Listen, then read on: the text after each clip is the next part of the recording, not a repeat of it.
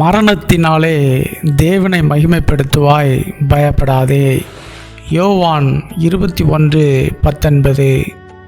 இன்ன விதமான மரணத்தினாலே அவன் தேவனை மகிமைப்படுத்த போகிறான் என்பதை குறிக்கும்படியாக இப்படி சொன்னார். அவர் இதை சொல்லிய பின்பு அவனை நோக்கி, என்னை பின்பற்றி வா என்றார்.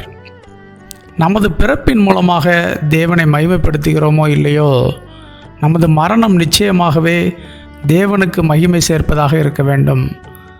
அதாவது தேவனுக்காக வாழ்ந்த ஒரு அற்புதமான வாழ்க்கையாக இருக்க வேண்டும். பரலோக ராஜ்யத்தை சுதந்திரிக்கப் போகிற ஒரு மரணமாக இருக்க வேண்டும். அதற்கு நாம் இயேசுவை பின்பற்றியாக வேண்டும். இயேசுவை பின்பற்றுகிறவர்கள் நிச்சயமாகவே பரலோக ராஜ்யம் சென்றடைவார்கள். அவர்களுக்கு மரணத்தை குறித்த பயம் இருக்காது. இன்று மரித்தாலும் பரலோக ராஜ்யம் செல்வோம், அங்கு தேவனோடு இருப்போம் என்ற நம்பிக்கையும் விசுவாசமும் அவர்களுக்கு இருக்கும். இதுதான் அவரை பின்பற்றுகிறவர்களுக்கும் மற்றவர்களுக்கும் இருக்கும் வித்தியாசம். அவரை பின்பற்றினாலே வாழ்க்கை மாறிவிடும். உலக ஆசையெல்லாம் குப்பையாக தோன்றும். எல்லாவற்றிலும் தெய்வீக சுபாவமே வெளிப்படும். இயேசுவை 3 முறை மறுதலிக்கும் பேதுருவுக்கும் ஒரு மகிமையான மரணம் இருப்பதை இயேசு முன்னறிந்தவராக சொல்கிறார். இயேசு நேராக சிலுவையில் அறையப்பட்டார் என்றால், அவரை பின்பற்றின பேதுரு தலைகீழாக சிலுவையில் அறையப்படுகிறான்.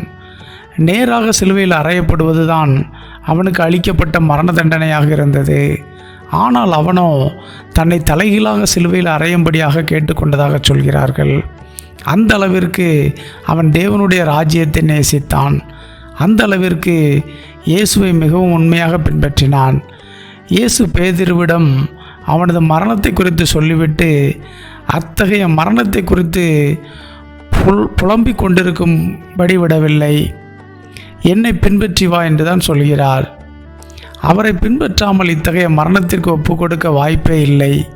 பேதுருவின் மரணம் ரோம தேசத்தையே அசைத்தது. இயேசுவிற்கு இப்படி ஒரு சீசன் இருக்கிறானா என்று வியர்ந்து பார்க்க வைத்தது. பேதுருவின் மரணம் அநேகரை இயேசுவண்டை கொண்டு வந்து சேர்த்தது. நீங்கள் இயேசுவை உண்மையாக பின்பற்றினால் உங்கள் மரணத்தை குறித்து நீங்கள் பயப்பட வேண்டிய அவசியமே இல்லை. அது நிச்சயமாகவே தேவனை மகிமைப்படுத்தும் மரணமாகவே இருக்கும். பரலோக ராஜ்யத்தால் அங்கீகரிக்கப்படும்.